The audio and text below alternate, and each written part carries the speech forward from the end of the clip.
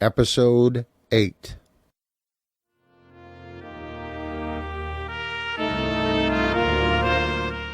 Heretics by G.K. Chesterton. Read by David Grizzly Smith.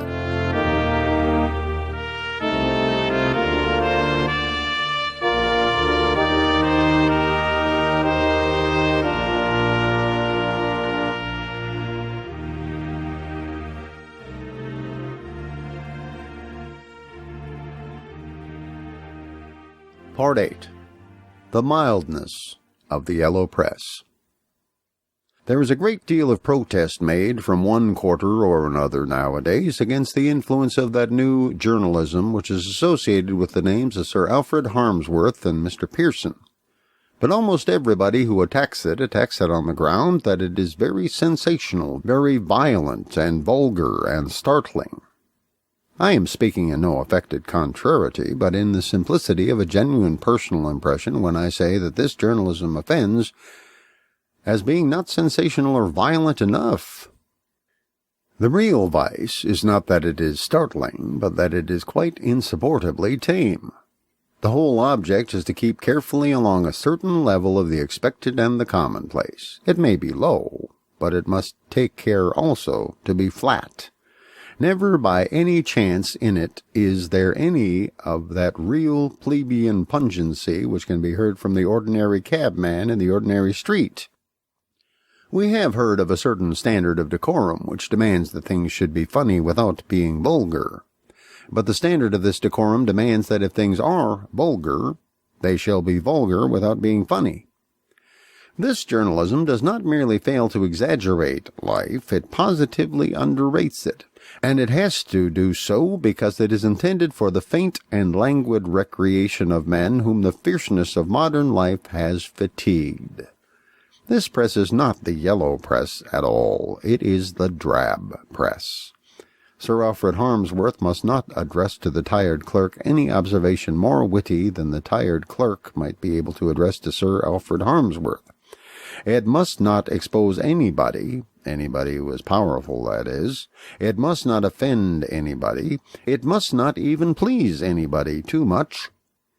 A general vague idea that in spite of all this our yellow press is sensational arises from such external accidents as large type or lurid headlines. It is quite true that these editors print everything they possibly can in large capital letters, but they do this not because it is startling, but because it is soothing. To people wholly weary or partly drunk in a dimly lighted train, it is a simplification and a comfort to have things printed in this vast and obvious manner. The editors use this gigantic alphabet in dealing with their readers, for exactly the same reason that parents and governesses use a similar gigantic alphabet in teaching children to spell. The nursery authorities do not use an A as big as a horseshoe in order to make the child jump. On the contrary, they use it to put the child at his ease, to make things smoother and more evident. Of the same character is the dim and quiet dame school which Mr. Alfred Harmsworth and Mr. Pearson keep. All their sentiments are spelling book sentiments. That is to say, they are sentiments with which the pupil is already respectfully familiar. All their wildest posters are leaves torn from a copybook.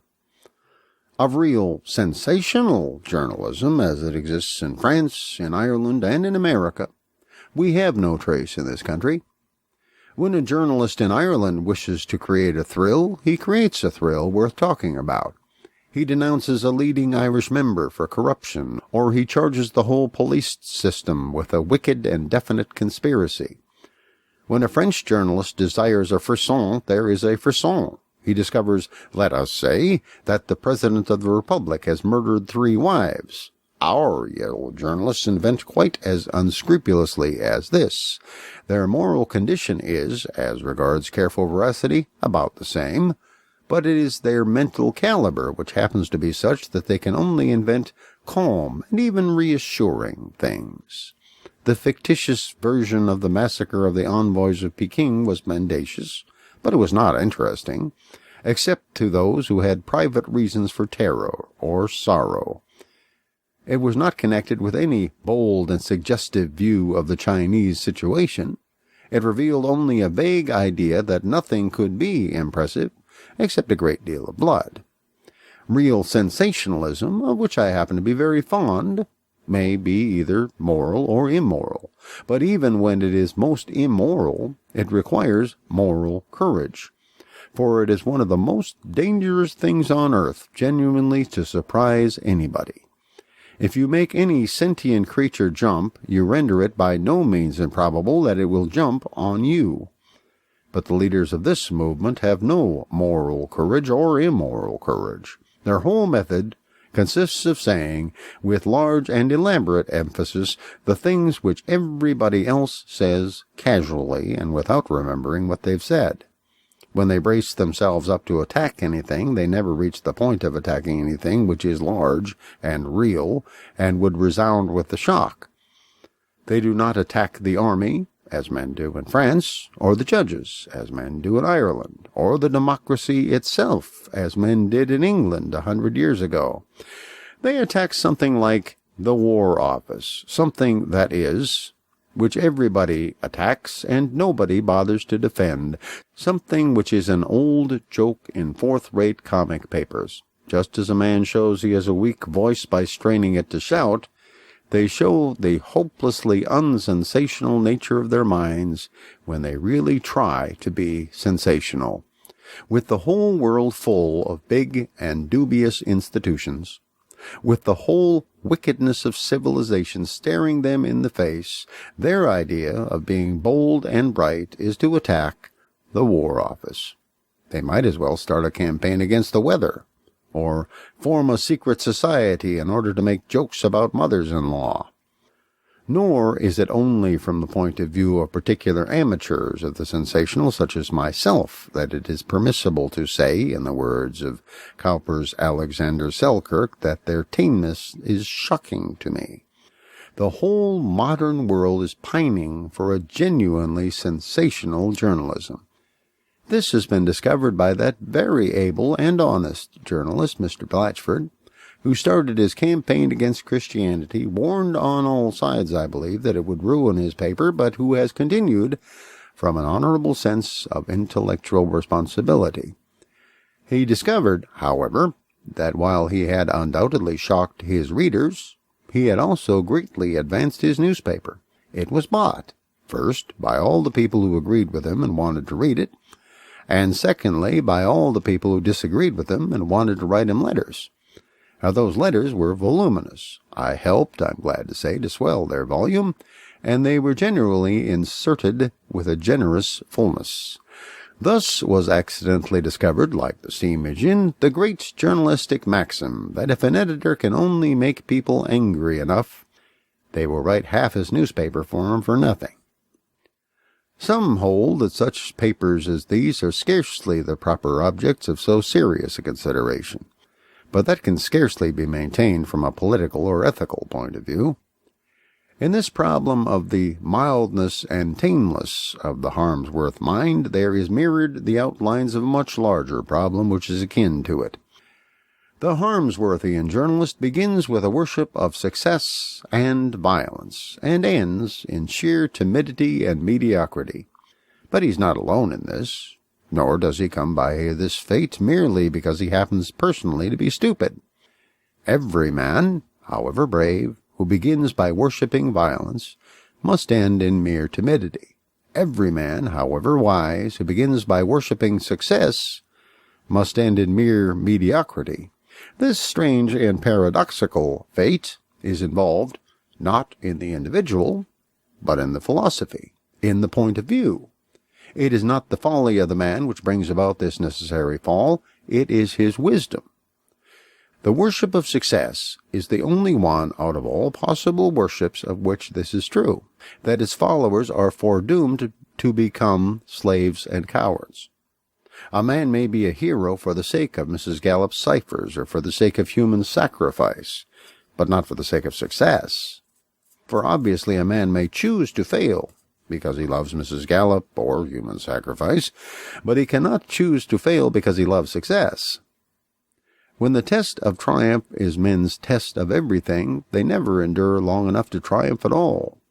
As long as matters are really hopeful, hope is a mere flattery or platitude. It is only when everything is hopeless that hope begins to be a strength at all.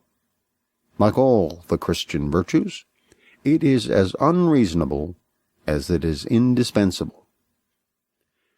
It was through this fatal paradox in the nature of things that all these modern adventurers come at last to a sort of tedium and acquiescence. They desired strength, and to them to desire strength was to admire strength. To admire strength was to simply admire the status quo.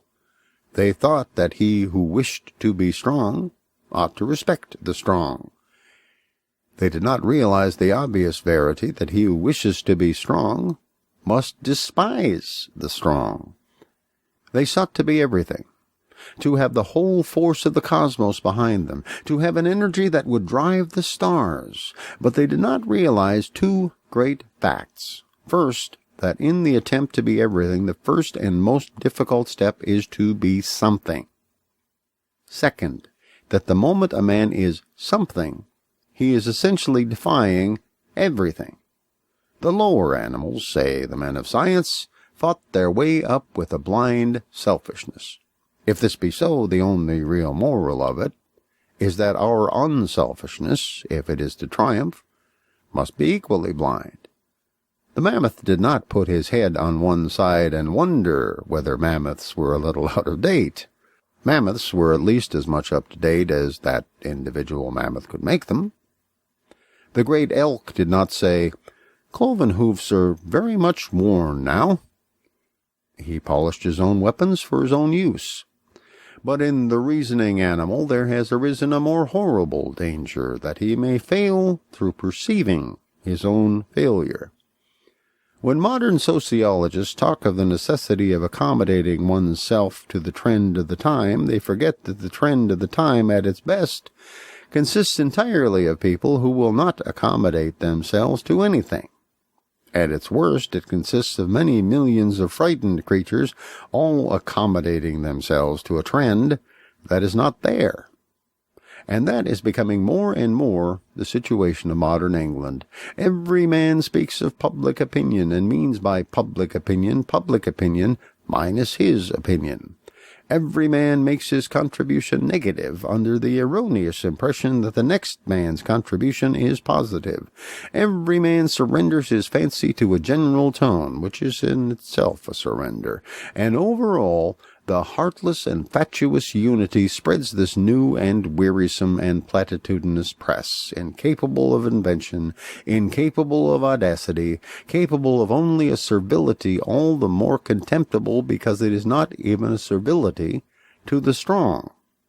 But all who begin with force and conquest will end in this. The chief characteristic of the new journalism is simply that it is bad journalism. It is beyond all comparison the most shapeless, careless, and colorless work done in our day. I read yesterday a sentence which should be written in letters of gold and adamant. It is the very motto of the new philosophy of empire. I found it, as the reader has already eagerly guessed, in Pearson's Magazine, while I was communing soul to soul with Mr. C. Arthur Pearson, whose first and suppressed name, I am afraid, is Chilperic.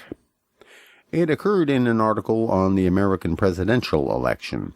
This is the sentence, and everyone should read it carefully and roll it on the tongue till all the honey be tasted. A little sound common sense often goes further with an audience of American working men than much high-flown argument. A speaker who, as he brought forward his points, hammered nails into a board, won hundreds of votes for his side at the last presidential election. I do not wish to soil this perfect thing with comment. The words of Mercury are harsh after the songs of Apollo. But just think for a moment of the mind, the strange, inscrutable mind of the man who wrote that, of the editor who approved it, of the people who are probably impressed by it, of the incredible American working man of whom, for all I know, it may be true. Think what their notion of common sense must be. It is delightful to realize that you and I are now able to win thousands of votes, should we ever be engaged in a presidential election, by doing something of this kind. For I suppose the nails and the board are not essential to the exhibition of common sense. There may be variations. We may read, "A little common sense impresses American working men more than high-flown arguments. A speaker who, as he made his points, pulled buttons off his waistcoat, won thousands of votes for his side." Or, "Sound common sense tells better in America than high-flown arguments. Thus, Senator Budge, who threw his false teeth in the air every time he made an epigram, won the solid approval of American working men." Or again, "The sound common sense of a gentleman from Earlswood, who stuck straws in his hair during the progress of his speech, assured the victory of Mr. Roosevelt." There are many other elements in this article on which I would love to linger, but the matter which I wish to point out is that in that sentence is perfectly revealed the whole truth of what our Chamberlainites, hustlers, bustlers, empire builders, and strong, silent men really mean by common sense. They mean knocking with deafening noise and dramatic effect meaningless bits of iron into a useless bit of wood. A man goes on to an American platform and behaves like a mountebank fool with a board and a hammer. Well, I do not blame him. I might even admire him. He may be a dashing and quite decent strategist. He may be a fine romantic actor, like Burke flinging the dagger to the floor. He may even, for all I know, be a sublime mystic, profoundly impressed with the ancient meaning of the divine trade of the carpenter, and offering to the people a parable in the form of a ceremony. All I wish to indicate is the abyss of mental confusion in which such wild ritualism can be called sound common sense. And it is in this abyss of mental confusion, and in that alone, that the new imperialism lives and moves and has its being. The whole glory and greatness of Mr. Chamberlain consists in this, that if a man hits the right nail on the head, nobody cares where he hits it to or what it does. They care about the noise of the hammer, not about the silent drip of the nail.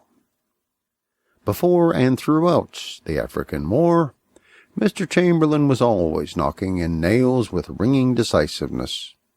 But when we ask, but what have these nails held together?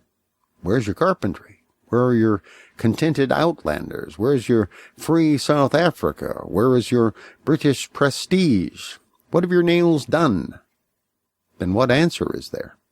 We must go back with an affectionate sigh to our Pearson for the answer to the question of what the nails have done. The speaker who hammered nails into a board won thousands of votes. Now the whole of this passage is admirably characteristic of the new journalism which Mr. Pearson represents, the new journalism which has just purchased the Standard. To take one instance out of hundreds, the incomparable man with the board and nails is described in Pearson's article as calling out, as he smote the symbolic nail, "Lie number 1, nailed to the mast, nailed to the mast." In the whole office, there was apparently no compositor or office boy to point out that we speak of lies being nailed to the counter, and not to the mast. Nobody in the office knew that Pearson's magazine was falling into a stale Irish bull which must be as old as St. Patrick. This is the real and essential tragedy of the sale of the Standard. It is not merely that journalism is victorious over literature, it is that bad journalism is victorious over good journalism. It is not that one article which we consider costly and beautiful is being ousted by another kind of article which we consider common or unclean. It is that of the same article a worse quality is preferred to a better. If you like popular journalism, as I do, you will know that Pearson's Magazine is poor and weak popular journalism. You will know it as certainly as you know bad butter. You will know as certainly that it is poor popular journalism as you know that the Strand, in the great days of Sherlock Holmes, was good popular journalism. Mr. Pearson has been a monument of this enormous banality. About everything he says and does there is something infinitely weak-minded. He clamors for home trades and employs foreign ones to print his paper. When this glaring fact is pointed out, he does not say that the thing was an oversight, like a sane man. He cuts it off with scissors like a child of 3. His very cunning is infantile, and, like a child of 3, he does not quite cut it off. In all human records, I doubt if there is such an example of a profound simplicity and deception.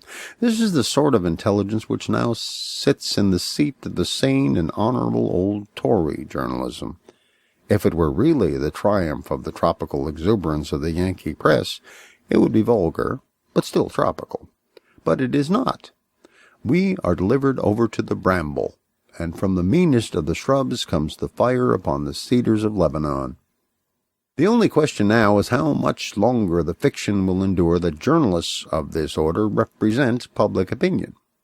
It may be doubted whether any honest and serious tariff reformer would for a moment maintain that there was any majority for the tariff reform in the country comparable to the ludicrous preponderance which money has given it among the great dailies. The only inference is that for purposes of real public opinion, the press is now a mere plutocratic oligarchy. Doubtless the public buys the wares of these men for one reason or another, but there is no more reason to suppose the public admires their politics than that the public admires the delicate philosophy of Mr. Cross or the darker and sterner creed of Mr. Blackwell. If these men are merely tradesmen, there is nothing to say except that there are plenty like them in the Battersea Park Road and many much better. But if they make any sort of attempt to be politicians, we can only point out to them that they are not, as yet, even good journalists.